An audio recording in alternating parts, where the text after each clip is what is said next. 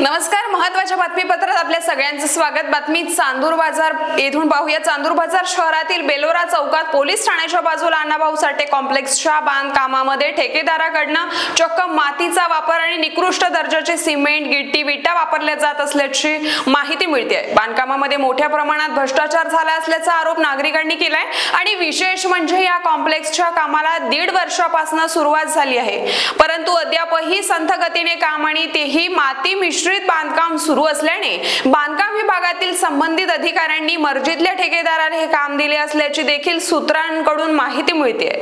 नागरिकांनी ठेकेदारावर कारवाईची मागणी केल्यानंतरही एकही अधिकाऱ्याने बांधकामावर येऊन बांधकामाच्या गुणवत्तेची तपासणी केली नसल्याने अधिकारी व ठेकेदाराची मिलभगत असल्याची ओरड देखील नागरिकांकडून होत आहे।